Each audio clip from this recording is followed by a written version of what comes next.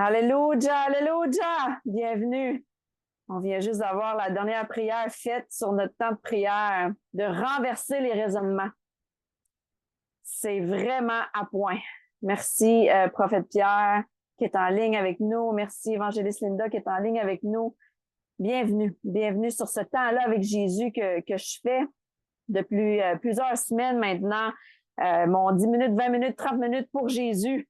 Alléluia, on a transformé ça en cours de disciples où ce qu'on peut prier ensemble avant, avoir des temps de partage après, des questions, juste des commentaires ou juste de s'exprimer. Hein, des fois, c'est important de s'exprimer parce que pour les détruire, ces raisonnements-là à la racine et les remplacer par la vérité, ben des fois, il faut le dire. Il faut le dire à haute voix parce que de l'abondance du cœur, la bouche, elle va parler. C'est important qu'elle parle la bouche parce que si c'est dans le cœur, il faut que ça sorte. Puis c'est pour ça que la parole de Dieu dit d'attacher et de méditer la parole autour de notre cou. Il y a une raison pour ça. Parce que si on ne deal pas avec les pensées ici entre nos deux oreilles, là, ça va descendre. Puis si la parole de Dieu n'est pas dans notre cou, ben là, ça rentre dans le cœur. Et là, ça commence à faire des petits dans le cœur et instantanément, même des fois sans s'en rendre compte, ça va sortir en action qu'on veut pas, en des trucs subtilement qu'on fait qui marchent pas, en alignement avec le royaume. Ou ça va sortir de la bouche. Fait que c'est pour ça que moi, j'ai appris que si c'est rendu dans mon cœur, faut que je le partage. Pour ça, je vais vous encourager à le partager à Dieu en premier. Hein? C'est lui. Tu sais, notre 911, là, tu sais, qu'on appelle, là, c'est Dieu en premier. Hein? C'est pas le pasteur, c'est pas le leader, c'est pas le frère et sœur dans le Seigneur. Oui, ça a sa place. Oui, en unité, on peut s'aider. Mais on développe d'abord notre relation personnelle avec notre papa. Notre bon papa, puis par le Saint-Esprit, souvent, lui-même, il va venir justement là, changer ces raisonnements-là que prophète Pierre vient de prier. Tu sais, c'est vraiment puissant. C'est vraiment puissant. Et aussi de reconnaître quand quelqu'un essaie de venir vous voler. Hein? Des fois, c'est des situations, des fois, c'est des compagnies, des fois, c'est des gens parce qu'eux autres sont pognés avec toutes sortes de liens spirituels, ils essaient de venir nous voler. Et c'est là qu'on reconnaît aussi. On renverse ces raisonnements-là, puis on dit non. On se tient ferme. On est depuis plusieurs semaines là-dessus, on dirait, là, de comment dealer avec les pensées. Parce qu'une fois que tu es solide, là, dans la vérité, il n'y a plus rien qui t'attaque. Fait que je vais faire une courte prière pour tous ceux qui nous écoutent sur les médias sociaux. Et on va rentrer tout de suite dans la parole. Amen. Alors, merci Père éternel. Je suis juste super contente et super, je me sens privilégiée de juste être capable d'avoir cette parfaite santé divine-là, émotionnelle, mentale, physique, spirituelle, financière, pour être capable de proclamer la bonne nouvelle du royaume. Et ma prière ce soir, c'est que non seulement mon intelligence soit renouvelée encore une fois, mais que tous ceux et celles qui m'écoutent, qu'au timbre de ma voix, se sentent renouvelés. Qu'ils ne focusent pas sur la caméra, qu'ils ne focusent pas sur l'enveloppe, la belle enveloppe que tu m'as donnée, mais sur la voix de toi, Saint-Esprit. Merci qu'on fait un. Merci que la plénitude du royaume habite en nous. Et quand on parle, c'est toi qui parles. Quand les gens nous voient, c'est toi qui vois, Père éternel. C'est ça que t'as dit, Jésus. C'est ça qu'on croit. C'est pour ça qu'on t'étudie ce soir. On veut savoir pourquoi tu es venu et pourquoi on continuerait de faire cette merveilleuse course. C'est quasiment une course à relais, là, tu sais. On passe le bâton, tu nous repasses le bâton. On te passe le bâton, tu nous repasses le bâton. Fait que c'est comme si je vois une course à relais dans l'esprit, papa. Je te remercie pour ça. Qu'on n'est pas tout seul dans notre run. On n'est pas tout seul dans notre course. On n'est pas tout seul à courir, mais dans notre course, on est relax. Au nom de Jésus-Christ, on est relax. Amen. Fait que reçois ça aujourd'hui, là, avant qu'on rentre des Écritures, là.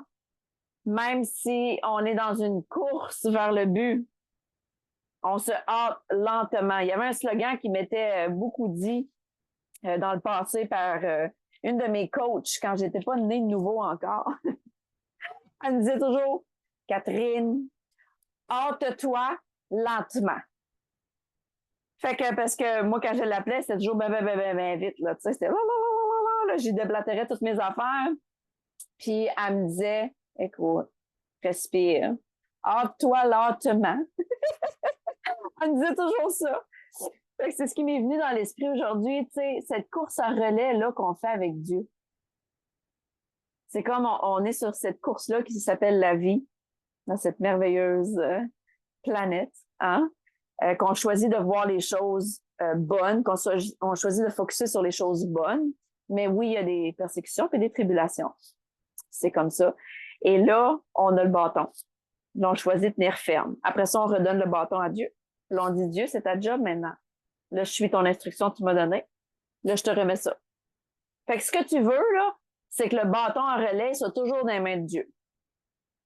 Tu veux pas qu'il te repasse le bâton puis qu'il dise, OK, next instruction, c'est ça. Next personne que tu appelles, c'est elle. La prochaine affaire que tu fais, c'est ça. Va laver ton char, va gonfler tes pneus. Peu importe qu'est-ce que c'est. Des fois, c'est simple, hein? Ça n'a pas besoin de grand-chose. Des fois, on se retrouve avec le bâton dans nos mains. Là, Dieu fait rien. Il va rien faire sans que tu passes à l'obéissance. En tout cas, moi, je vous parle d'expérience. Je le vis encore dans ma propre vie aujourd'hui. J'ai une liste, là. En fait, j'ai plusieurs listes. J'ai plein de listes. Hein. J'ai plein de petits papiers partout. Si vous verrez dans mon bureau, là, sur mon bureau, j'ai toujours un paquet de listes, un paquet d'affaires à faire. Parce que, par le Saint-Esprit, je le sais que j'ai la discipline. Et Dieu me montre toujours qui appeler, qu'est-ce qu'il faut que je fasse durant ma semaine ou des fois quotidiennement. Puis je l'écris parce que je veux l'avoir dans ma face. Puis des fois, j'y pose des questions, puis il me dit, il me réfère à ma liste. Parce que tant que j'ai pas fait ma liste, il me donnera pas le prochain step. Amen. Fait que je vous encourage ce soir à méditer là-dessus. C'est quoi votre prochain step dans votre vie? Amen. Et en attendant, on va garder notre fondation de pourquoi on est ici sur la planète. Il nous reste ce mardi ici et l'autre mardi. Après ça, on va avoir fini notre série de pourquoi Jésus est venu. Mais allons dans le vif du sujet ce soir. Je vais commencer avec dans le livre de Jean 3. C'est en tout cas, pour nous, là, qui est ici ce soir, nous trois, là, sur le Zoom, c'est un passage très familier, hein, Jean 3, 16, 18. On va ouvrir ce soir une dimension sûrement qu'on n'a jamais vue. Pas sûrement, mais je le déclare qu'on va voir quelque chose de différent ce soir. Parce que souvent, il y a des passages d'écriture qu'on fait comme « Ah, ben oui, ça, je le connais, Jean 3, 16, 18. » On l'utilise pour évangéliser. Mais que le Saint-Esprit puisse nous ouvrir quelque chose de nouveau. Que c'est juste un mot, une image, quelque chose de différent par rapport à ça. De pourquoi Jésus est venu et c'est quoi notre rôle à nous maintenant en 2024. Amen. Alors, la version que je vais lire, moi, je vais être dans la Martin 1744. Je me rends compte que dans toutes les versions françaises, là, je peux vous partager souvent la Bible du Sommeur, Louis II, c'est bon. En fait, toutes les versions sont bonnes. Je me plains jamais des versions, mais la plus proche de l'original que j'ai vue, que j'ai trouvé, c'était la Martin David, là, 1744, des années 1744. Fait que c'est ce que je vais lire ce soir. Amen. Alors, je commence. Jean 3, 16. Car Dieu a tant aimé le monde qu'il a donné son Fils unique. Et là, je veux juste que vous preniez une pause à juste là. Et que vous mettez votre nom là. Dieu a tant aimé le monde en 2024, dans la génération ce qu'on est aujourd'hui, qui a donné Pierre Williston pour donner des paroles prophétiques, pour aimer, pour guérir, pour faire le royaume, qui a donné Évangéliste Linda de ce monde pour aimer, sourire, chérir, de tout donner les dons de service, d'hospitalité, etc., etc. Il a donné Catherine pour aussi prophétiser, aimer, guérir, enseigner. On a été donné pour ce monde de la même façon que Jésus a été donné. Je veux juste que vous gardez ça en background. C'est sûr qu'on focus sur notre beau roi, là, mais il faut savoir pourquoi nous, on est là en 2024. C'est ça mon objectif de faire des disciples. Hein? Si je vous transmets pas ça, je vais avoir manqué le but. On focus sur notre beau roi Jésus, là, qui a accompli le plan que nous autres, on était incapables d'accomplir ce plan-là. Nous autres, aller mourir sur une croix, là, c'était pas notre appel. Hein? C'était pas notre appel, puis ça le sera jamais. Tu sais? Seul lui était capable de porter ce poids-là, de toutes les fautes de l'humanité sur ses épaules. Alors, OK, on revient à l'Écriture. Car Dieu a tant aimé le monde qu'il a donné son Fils unique, afin que quiconque croit en lui ne périsse point, mais qu'il ait la vie éternelle. Ça, c'est notre verset 16. Là. Tu sais, quand tu parles à quelqu'un, là, tu le sens si cette personne-là, elle te croit ou elle te croit pas. Aujourd'hui, j'ai dealé avec quelqu'un, là, j'ai dealé avec un homme, là, puis merci Seigneur que la personne est transparente. Elle m'a regardé, elle a dit ça, je le crois pas. Elle était transparente, la personne. Ça, je peux dealer avec ça. Puis, tu comprends, parce que Dieu peut dealer avec ça. Ah, ça, là, je le crois pas, parce que Dieu le dit, pour que quiconque, tu péris pas si tu crois. Mais quand tu as un messager dans ta face, puis tu y crois pas, ben là j'ai répondu, sais-tu quoi, je vais croire pour deux, puis la miséricorde de Dieu est là pour toi aujourd'hui, parce que moi, j'y crois à 100%. Pourquoi? Parce que moi, je sais que je t'ai envoyé. Tu me suis-tu? Je sais que Dieu m'envoie dans cette maison-là. Non seulement pour la personne, mais pour son mari, pour son fils, pour son beau-père que j'ai rencontré pour la première fois aujourd'hui, pour la voisine que j'ai vue, le voisin. On est toujours à quelque part pour une raison. Que tu sois à l'épicerie, au magasin, dans ton lieu de travail, c'est pour une raison. Verset 17.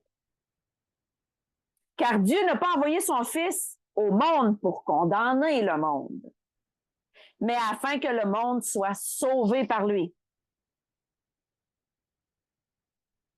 Ça, c'est une vérité qui est tellement ancrée en moi que je suis pas là pour condamner personne.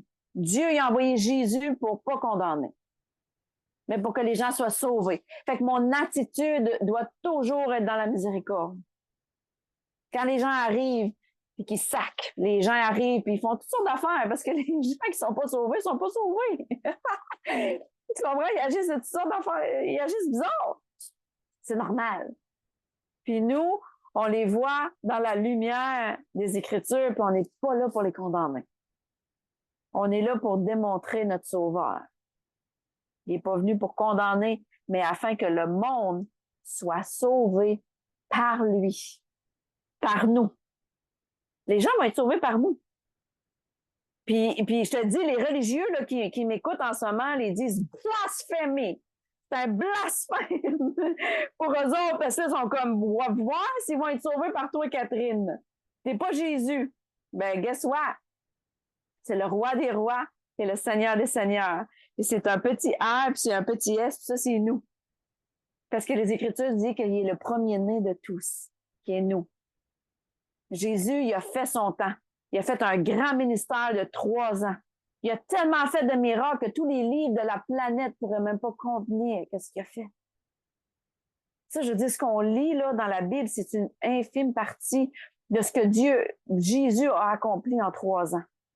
Puis là, je parle même pas des disciples dans le livre des Actes. Là. Moi, je suis tellement impressionnée de ce qu'ils ont fait avec pas de Bible. Tu comprends? Ils ont fait tous ces apôtres-là après Jésus. Là. Et nous, là, avec la technologie qu'on a, les chars, les avions, des fois, là, je regarde les apôtres dans le livre des Actes, je me disais, waouh! À cause du Saint-Esprit. Revenons au Saint-Esprit, parce que c'est par lui qu'on va accomplir des choses plus grandes. Je continue, verset 18, et non le moindre. Encore là, on y va avec le système de croyance, hein, ce qui se passe en nos 2 oreilles. Celui qui croit en lui ne sera point condamné, mais celui qui ne croit point est déjà condamné, parce qu'il n'a point cru au nom du Fils unique de Dieu.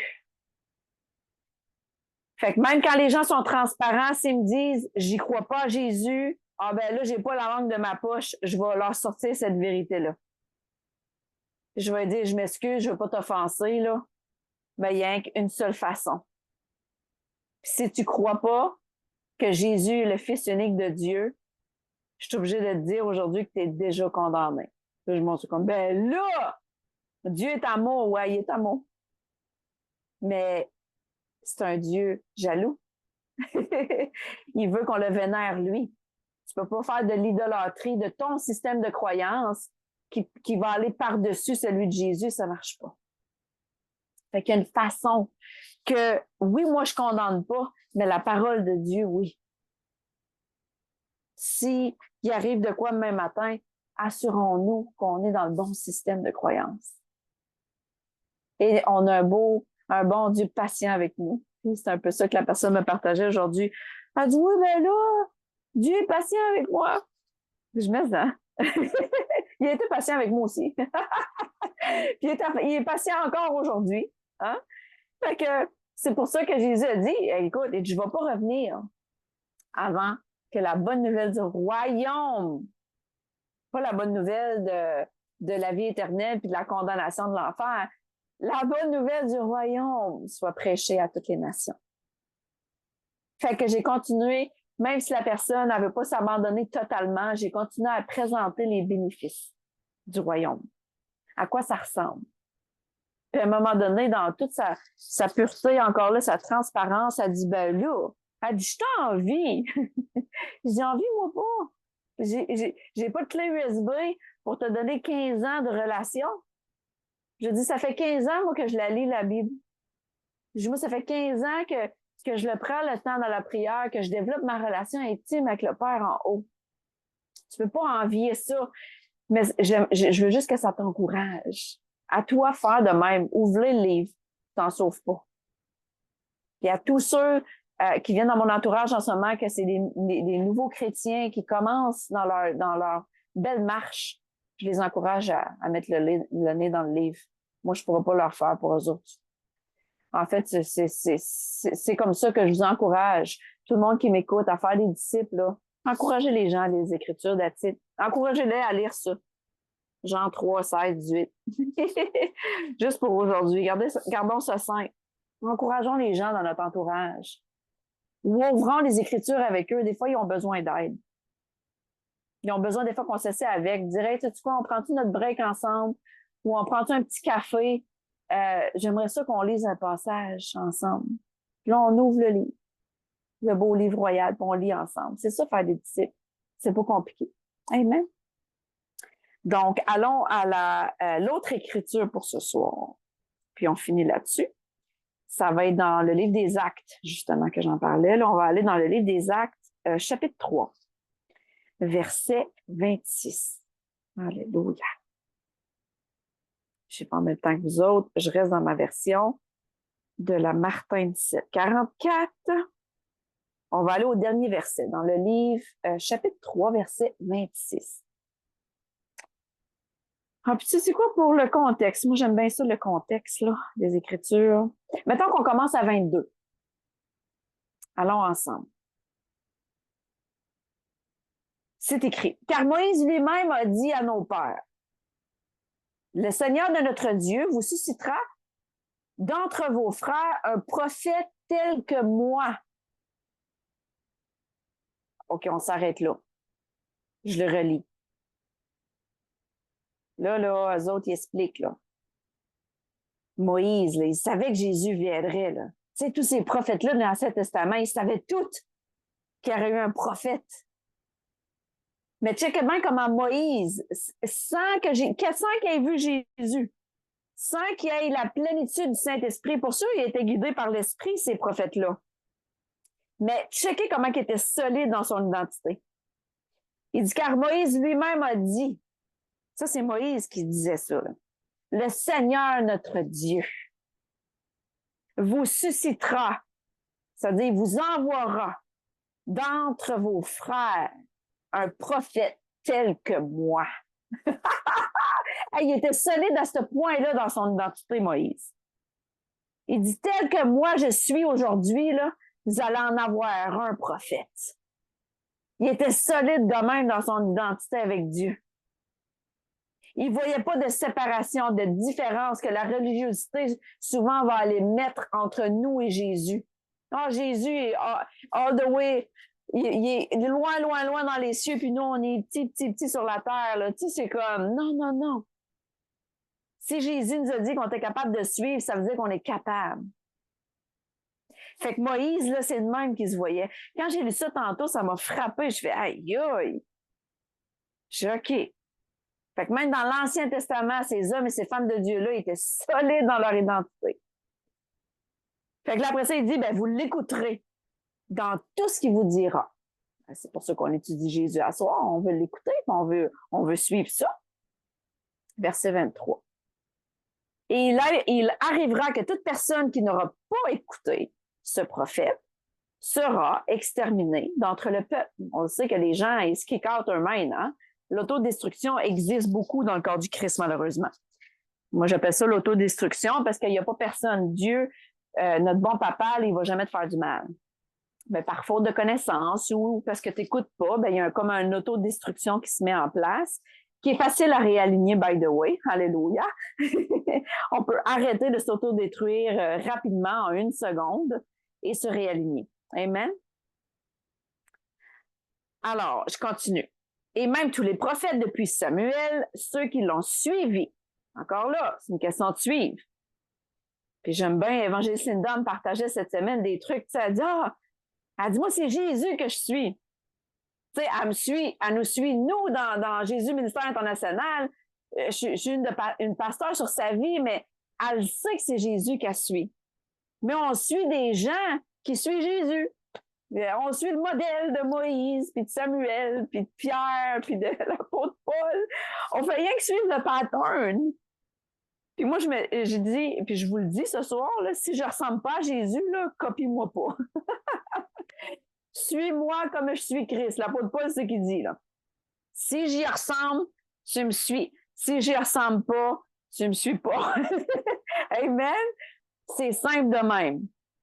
Puis en fait, je ne vais même pas dire si je ne suis pas, parce que ma déclaration, c'est que je le suis 24 sur 24. Par contre, on a tous besoin de prière. Puis quand un leader ou un pasteur, tu le vois agir hors nature, ou que tu sens qu'il y a quelque chose qui se passe spirituellement, intercédons. Amen? Intercédons les uns pour les autres. Au lieu de juger, critiquer. Puis ça, je vais le mettre là-dessus, sur ce Zoom-là, avant que je continue puis que je finisse, pour clore la vidéo. Si vous avez des pasteurs et que vous êtes dans des églises, s'il vous plaît, ne le jugez pas. J'ai pas encore mis ma parole prophétique en français, celle que j'ai faite en anglais sur le non-jugement, là. Mais c'est tellement important.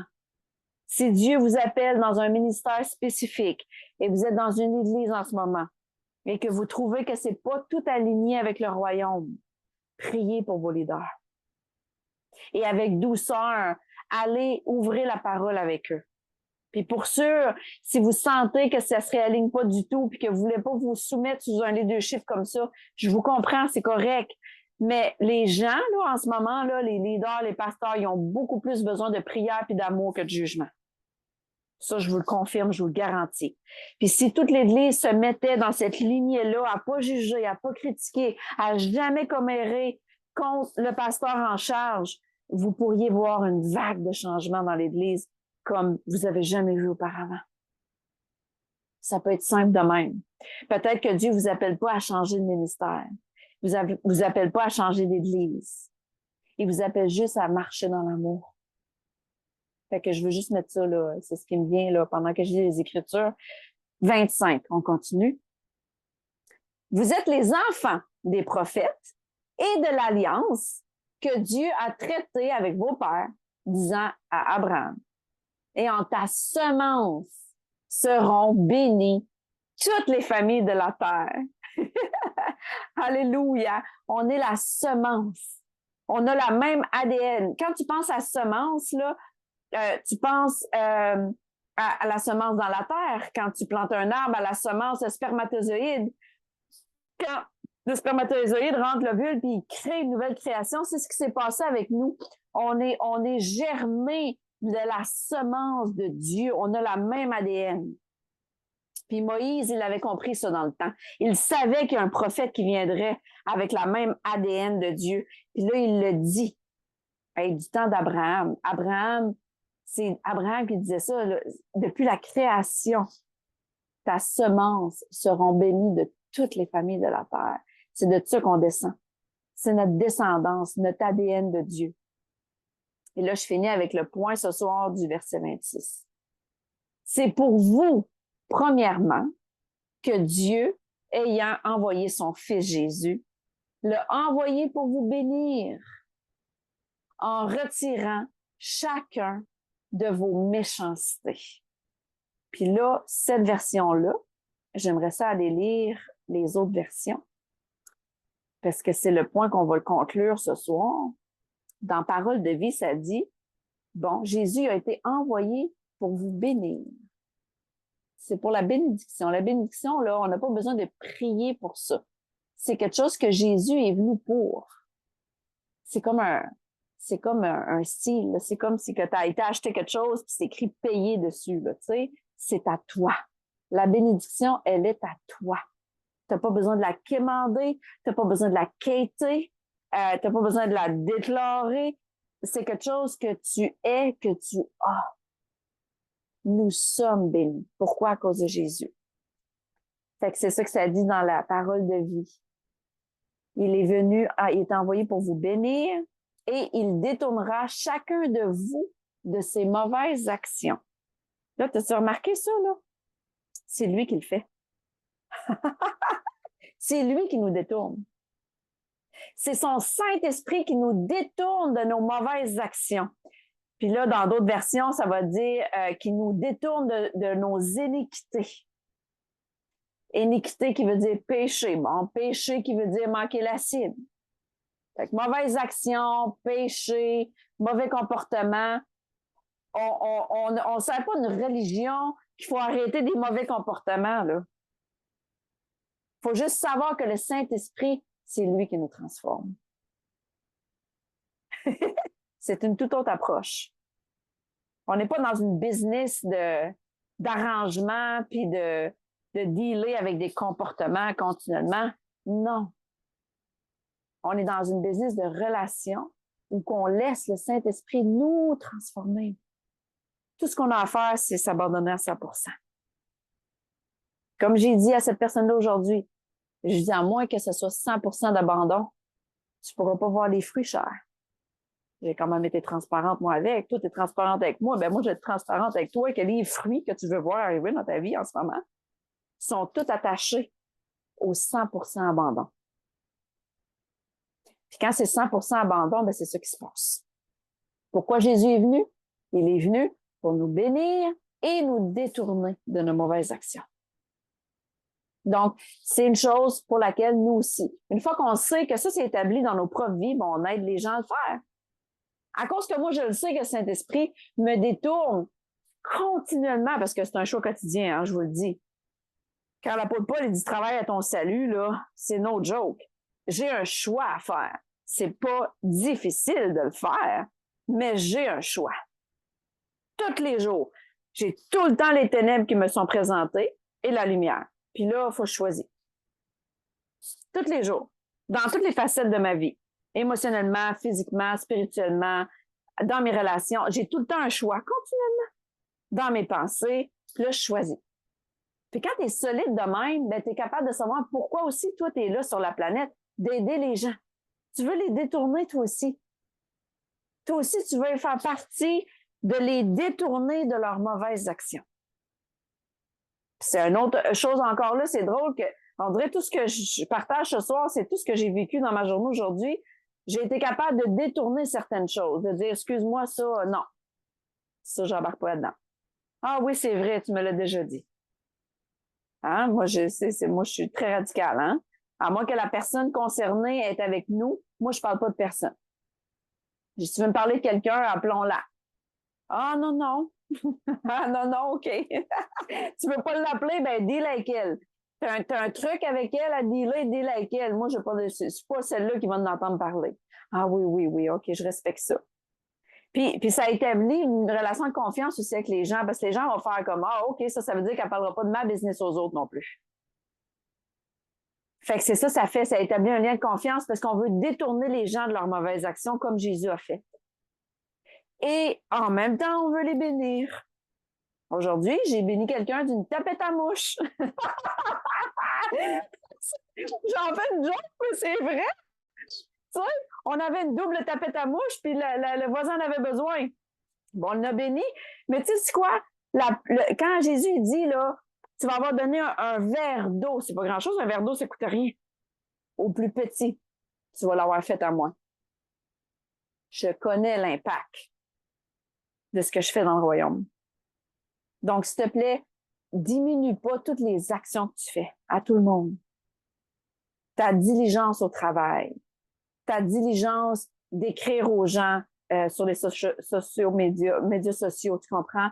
Ta diligence d'appeler quelqu'un.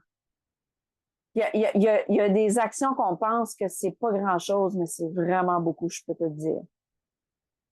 Moi, j'en fais une joke, là, j'ai donné une tapette à mouche à quelqu'un. Elle m'a pas coûté cher, la tapette à mouche, j'ai juste de l'Arama, je pense que ça n'est pas assez. Mais la personne en avait besoin. Fait que je le sais que j'ai fait ça à Jésus. Fait que je veux t'encourager aujourd'hui. Tout ce que tu fais, tu le fais toujours sur le regard de l'Éternel. Pourquoi? Parce que tu es appelé à quelque chose de grand, qui est son royaume de l'amour. C'est le plus grand royaume de tous. Je pourrais prêcher la prospérité. Pourquoi? J'en ai rien à cirer de prêcher la prospérité, même si je sais que les richesses, on attire la richesse. Même si je sais que le royaume il est plein de richesses, puis Dieu va déverser sur nous. Il va déverser des millions, des milliards. J'y crois à la richesse. Mais je ne vais jamais prêcher la prospérité au-dessus du royaume de l'amour. Puis ça, c'est la plus grande richesse qu'on a. Amen. Fait que je vous encourage à continuer d'aimer, à continuer justement, de jamais être découragé dans les trucs quotidiens que vous faites dans vos journées. Jour après jour, même si des fois ça peut avoir l'air même routinier parfois, ça a un impact. Ça a un impact parce que Papa Dieu est fier de nous. Il est fier de nous parce qu'on le fait de bon cœur. Puis je vais finir là-dessus. Moi, je suis allergique à la complainte. Et je vous encourage à ne pas la tolérer dans vos vies, à surveiller vos bouches, de jamais vous plaindre de quoi que ce soit.